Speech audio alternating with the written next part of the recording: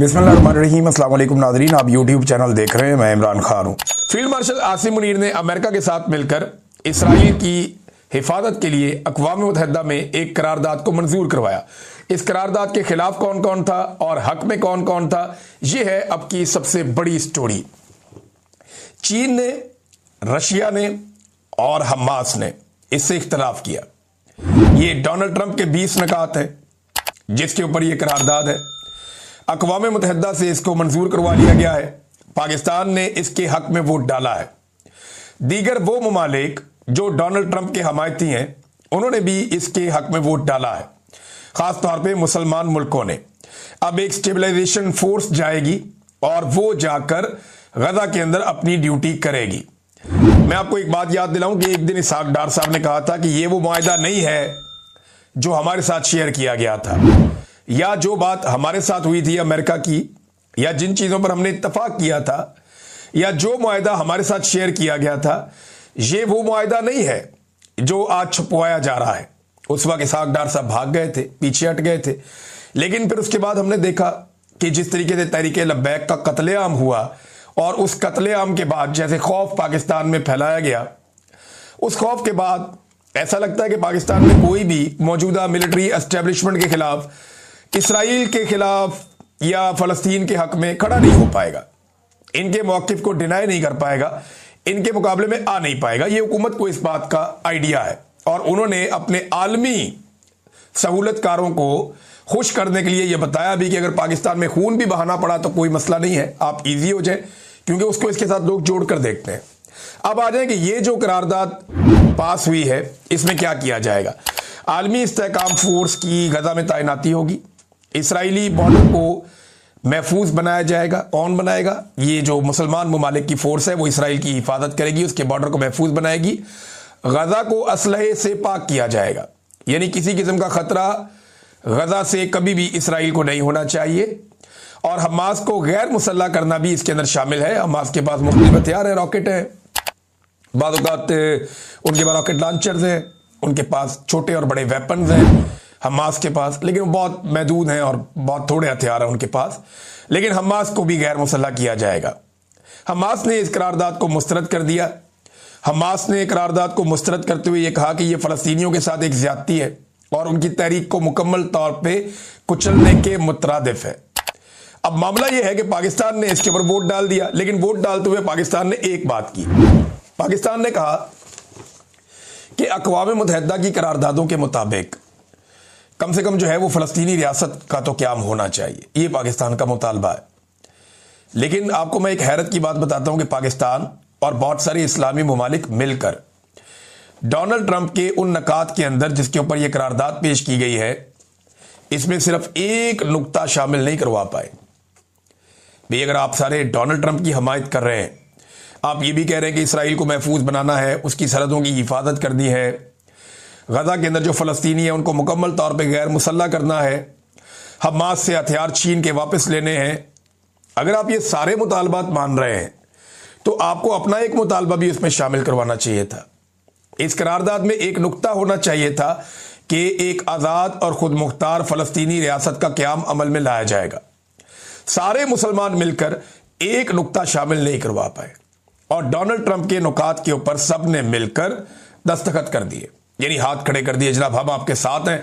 और पाकिस्तान ने भी इसके हक में वोट डाल दिया। चीन ने समझा ये गलत कदम है, रूस ने भी ये समझा गलत कदम है। अच्छा, ऐसा अक़वाम मुत्तहिदा में होता नहीं है।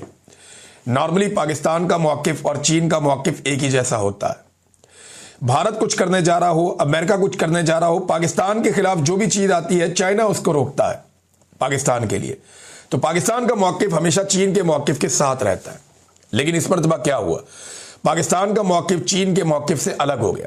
चाइना को यह लगता है कि ये जो फोर्स बनाकर भेजी जाएगी ये एक कब्जा फोर्स होगी और ये जाकर फ़लस्तीनियों को दबाएगी और उनकी जो आज़ादी की तहरीक है वो भी कुचल जाएगी। ये सारी दुनिया यही समझती है। पाकिस्तान में बहुत सारे लोग इसके ऊपर एतराज़ कर रहे हैं, रोला डाल रहे हैं कि हमारा तो मौक़िफ़ कुछ और था, हम तो हमेशा से कुछ और कहते रहे हैं। तारीखी मौक़िफ़ था पाकिस्तान का कि इसराइल नाम की कोई रियासत ही मौजूद नहीं है, ये नाजायज़ काबिज़ कुव्वत है, इसको तस्लीम करना फ़लस्तीनियों से गद्दारी होगी। पाकिस्तान के पासपोर्ट पर दर्ज है कि यह इसराइल के सिवा तमाम ममालिक के लिए करामत है। आज इसराइल और पाकिस्तान चंद चीजों पे एक साथ हैं, इकट्ठे हैं। इनके बैकडोर चैनल राब्ते भी चलते रहते हैं। हाल ही में कुछ मुलाकातें भी हुई हैं तो चलती रहती हैं। उर्दन के सरबराह जो इसराइल के एक बड़े ज़बरदस्त हमायती हैं, जब ईरान की और इसराइल की लड़ाई चल रही थी तो ईरानी हमलों को रोकने में जो उर्दन के हुक्मरान हैं उन्होंने बड़ा अच्छा किरदार अदा किया था। तो पाकिस्तान की उनके साथ बड़ी ज़बरदस्त कुर्बतें पैदा हुई हैं। फिर डोनाल्ड ट्रंप ने इसराइल को और पाकिस्तान को एक मुट्ठी कर दिया है। यानी इसराइल भी कहता है कि डोनाल्ड ट्रंप को नोबेल पीस प्राइज दिया जाए, पाकिस्तान भी कहता है कि दिया जाए। इसराइल को फिक्र है कि गजा के अंदर कोई भी मुसल्लह शख्स नहीं होना चाहिए जिससे इसराइलियों को खतरा हो, और पाकिस्तान भी उस फिक्र का हामी है। आज पाकिस्तान ने हाथ खड़ा करके ये कहा कि बिल्कुल हम साथ खड़े हैं इस मामले में, गजा के अंदर स्टेबलाइजेशन फोर्स रहेगी। अच्छा, आपको मंजन ये बेचेंगे बार बार कि हम मुसलमानों की हिफाजत के लिए जा रहे हैं। ये आप किस तरह की हिफाजत करने जा रहे हैं जिसमें आप उनको गैर मुसल्लह कर रहे हैं? देखिए, ये एक फैसला हुकूमत का ही था, हुकूमत ने ही करना था और हुकूमत ने कर दिया है। हुकूमत अगर कल को ये कहेगी कि हुकूमत इसराइल को तस्लीम करती है तो वो ये भी कर सकती है। आईने पाकिस्तान ने उनको ये इख्तियार दिया। हाँ, ये बात दुरुस्त है कि हुकूमत जाली है, ये बात दुरुस्त है कि वो जबरदस्ती आकर बैठे हैं, ये बात दुरुस्त है कि उन्होंने एक इस्तिस्ना भी ले लिया है। तो ये वो काम है जो करने के बाद किसी भी फील्ड मार्शल को इस्तिस्ना चाहिए होगा, बगैर इस्तिस्ना के वो कर नहीं सकेगा। लेकिन उलमा इकराम क्या कह रहे हैं? अब 6 बड़े आलमे दीन हो गए हैं। गामदी साहब ने भी कहा, मौलाना तारिक मसूद साहब ने भी कहा, तकी उस्मानी साहब ने भी कहा, ताहिर अशरफी साहब दौड़ गए। इस दफा उन्होंने बिल्कुल किसी किस्म की कोई हमायत नहीं की फील्ड मार्शल की। जवार बहादुर साहब हैं, उन्होंने भी कहा कि इस तसना से और ये इससे कोई ये शरई मामला नहीं है, इस्लामी शरीयत के इसके साथ कोई ताल्लुक नहीं है। तो एक गैर इस्लामी और गैर शरई किस्म का इस्तिस्ना आसिम मुनीर साहब ने हासिल किया। वो इस किस्म के इक़दाम फिर उन्हें करने में दिक्कत होती अगर उनके पास इस्तिस्ना ना होता। तो आज कायदे आज़म के मौक़िफ़ को इन्होंने रद्दी की टोकरी में फेंक दिया। आज इन्होंने कहा कि कायदे आज़म जो कहते थे वो कहते थे। कायदे आज़म के इक़दामात, कायदे आज़म के फैसले, कायदे आज़म की बातें आज रद्दी की टोकरी में फेंक दिए। और अब बहुत सारे टाउट्स उठेंगे, बहुत सारे बेशर्म लोग उठेंगे। वो फील्ड मार्शल आसिम मुनीर से नहीं पूछेंगे कि आपने ये क्या किया, वो शहबाज शरीफ से नहीं पूछेंगे कि आपने ये क्या किया, बल्कि वो पूछेंगे गुज़िश्ता कई दिनों से कैद तन्हाई में जेल में पड़े हुए इमरान खान से कि आपने इसमें क्या किया। और भाई, इमरान खान ने तो इसराइल को तस्लीम नहीं किया, इमरान खान ने तो ये वोट नहीं डाला, इमरान खान ने तो स्टेबलाइजेशन फोर्स नहीं बनाई। इमरान खान तो हमेशा ये कहता रहा कि जो करारदादें हैं अक़वाम मुत्तहिदा की, उनके मुताबिक 1967 की पोजीशन पे आप चले जाएं, फ़लस्तीन को एक आज़ाद मुमलिकत बनाया जाए, एक आज़ाद रियासत हो जिसका दारुल हुकूमत अल-कुद्स हो। तो जब तक आप फ़लस्तीनियों को उनका हक नहीं दे देते तब तक ये कैसे मुमकिन है? यानी ये कैसे मुमकिन है कि फ़लस्तीनियों को उनका हक दिए बगैर आप इसराइल के तहफ़्फ़ुज़ के लिए चले जाएं और आप चूना बेचें पाकिस्तानियों को, ये कि जनाब हम आपको चूरन बेच रहे हैं, चूरन आप चाट लें कि हम तो मुसलमानों की हिफाजत के लिए जा रहे हैं। और ऊपर से इनके कुछ ऐसे बेशरम लोग हैं, वो ये कहते हैं कि हम तो जा रहे हैं बैतुल मक़दस की हिफाजत के लिए, हम तो जा रहे हैं मस्जिद अक्सा की हिफाजत के लिए। और भैया, आपको तो उधर किसी ने पर नहीं मारने देना, आपको तो उधर उन्होंने जाने नहीं देना। आपकी ड्यूटी सिर्फ गजा में है और गजा वहां से बहुत दूर है, 100 मील का फासला है। अच्छा, इन्होंने जो चीजें तस्लीम कर ली उनमें यह भी है कि जो बीच में बफर जोन है वो भी कायम रहेगा। यानी जो इसराइल है उसके और जो फ़लस्तीन है या जो गजा का इलाका है उसके बीच में इसराइल ने एक बफर जोन बनाया जो गैर कानूनी है। तो ये उसको भी तस्लीम कर दिया गया है। अंदाजा करें आप, और इसराइली तमाम जितने भी इसराइली नुकात हैं या उनके फायदे वाली चीजें हैं उस पर पाकिस्तान ने आज वोट डाला है। कमाल नहीं हो गया? ऐसा तारीख में कभी नहीं हुआ, लेकिन ये आसिम मुनीर साहब ने करके दिखाया। नादरीन, अलीमा खानम साहबा गई मुलाकात करने के लिए इमरान खान साहब से, उनकी दीगर बहनें भी वहां पे मौजूद थी। अभी यहाँ पे बरतानिया में जो एक्स का प्लेटफॉर्म है वो भी बंद है, खबरें आने का सिलसिला भी जरा स्लो है, लेकिन अब तक की इतला के मुताबिक उन्हें मुलाकात नहीं करने दी गई। बहुत अफसोसनाक है। वो अपने भाई से मुलाकात करने के लिए गई, वहां पे जाके धरना देकर बैठ गए। इमरान खान साहब को कैद तन्हाई में रखा हुआ है, मुलाकातें नहीं करने दी जा रही। देखिए, मामला वही है जो मैंने आपसे अर्ज किए थे। नंबर 1 कि इस्तिस्ना वाला मामला या ये जो एक्सटेंशन वाला मामला, तो फील्ड मार्शल की एक्सटेंशन के मामले में इमरान खान साहब कोई बीच में कबाब में हड्डी ना बन जाए, लिहाजा उन्हें इस वक्त कैद तन्हाई में रखा गया। नंबर 2 मामला इसके अंदर जो है वो ये इसराइल वाला मामला भी है, फलस्तीन वाला मामला भी है। तो जब तक ये मामला नहीं हो जाते इमरान खान साहब को कैद तन्हाई में रख दिया गया है। लेकिन जैसे ही इमरान खान साहब के बाद ये लोग पहुंचेंगे उनका स्टेटमेंट तो आएगा और वो खुलकर सारा कुछ बताएंगे कि किसने क्या किया। और इमरान खान को जल्दी नहीं है जेल से निकलने की। देखिए ये जो तहरीक तहफ़्फ़ुज़ आईन पाकिस्तान है, अब ये लोग स्टेटमेंट दे रहे थे, इन्होंने कहा जी जो इस्तिस्ना आदम अलैहिस्सलाम को हजरत ईसा अलैहिस्सलाम तक किसी को नहीं मिला वो इन्होंने ले लिया है। अवाम पर फर्ज है कि वो अपने इमरानी मुआहदे को बचाने के लिए मैदान में आए। ये लोग निकल के इन्होंने एहतजाज भी किया। तहरीक तहफ़्फ़ुज़ आईन पाकिस्तान ने, पाकिस्तान तहरीक इंसाफ के लोग उसमें अक्सरियत में थे। ये सुप्रीम कोर्ट तक गए पार्लियामेंट हाउस से, बहुत थोड़ा सा ही फासला है। तो वहाँ इन्होंने एहतजाज किया, एक वॉक की, एक रैली निकाली और लोगों की बहुत बड़ी तादाद तो नहीं थी क्योंकि चारों तरफ से रेड जोन को कंट्रोल कर लिया जाता है। तो ये पार्लियामेंटेरियन से या उनके साथ कोई इक्का दुक्का लोग होते हैं वो सारे थे। लेकिन ये है कि एक अच्छा उन्होंने एहतजाज किया और एहतजाज का एक आगाज़ किया।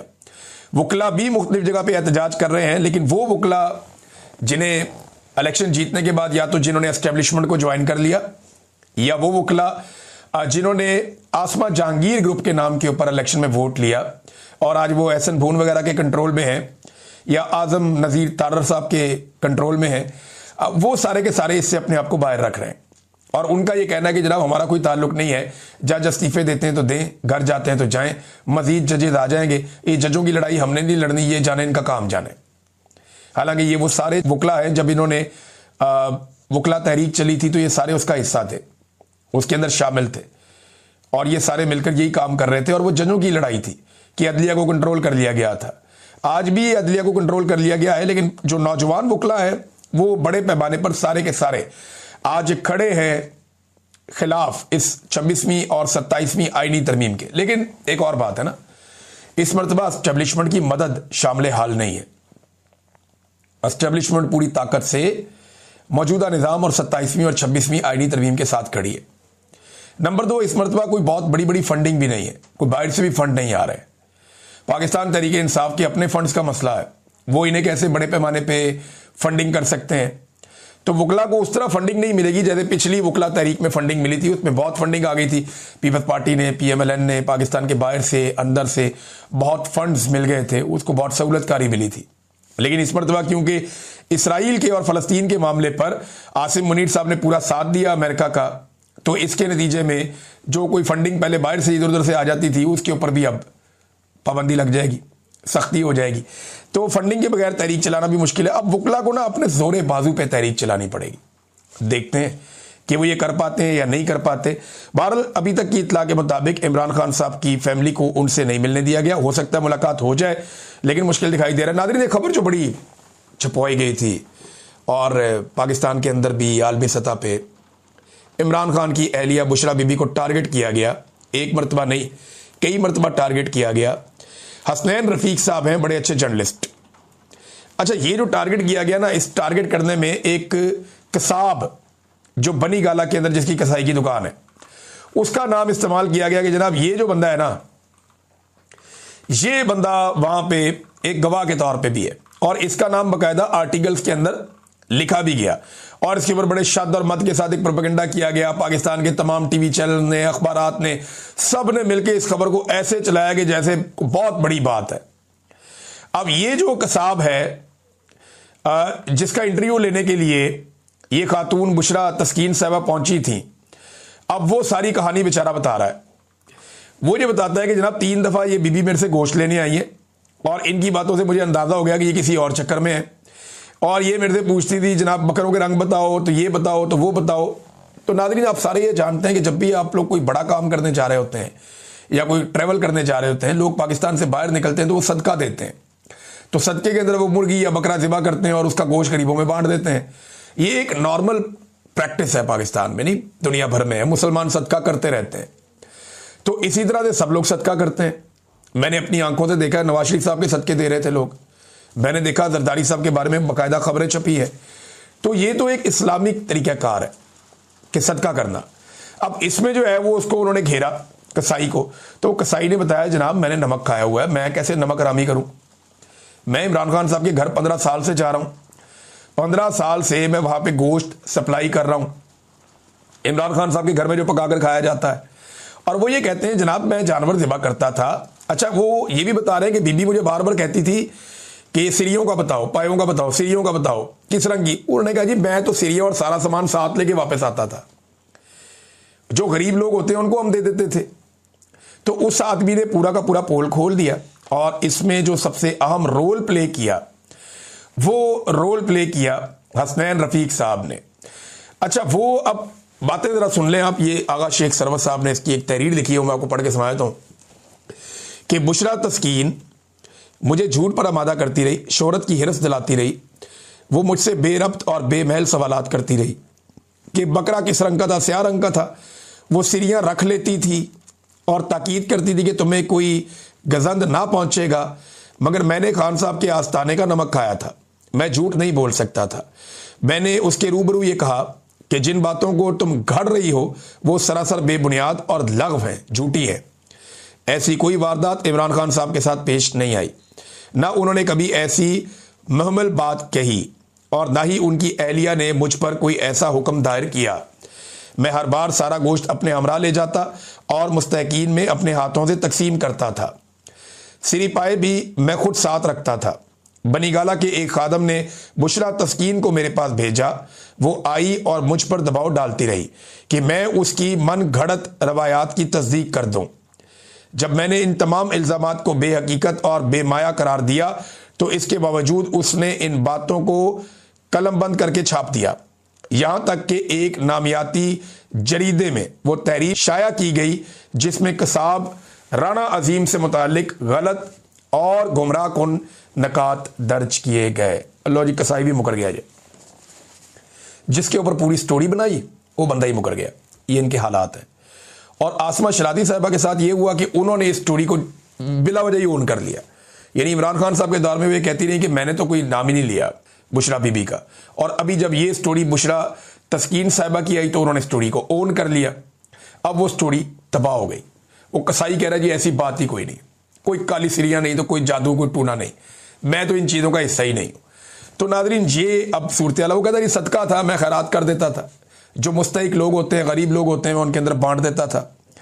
तो ये नादरीन हालात है और इस तरीके से ये प्रोपेगेंडा किया गया है। हसनैन रफीक साहब को शाबाश कि उन्होंने इतनी फस्तायत के बावजूद, इतने बदतरीन हालात के बावजूद पाकिस्तान में काम करना आसान नहीं है। मैंने आपको पहले भी कई दफ़ा कहा कि यहाँ पाकिस्तान से बाहर जहाँ अब मैं बैठा हूँ, यहाँ बैठ के मैं अगर 2 किताबें भी आसिम मुनीर के खिलाफ लिख दूँ ना तो मेरा कोई कुछ नहीं उखाड़ सकता।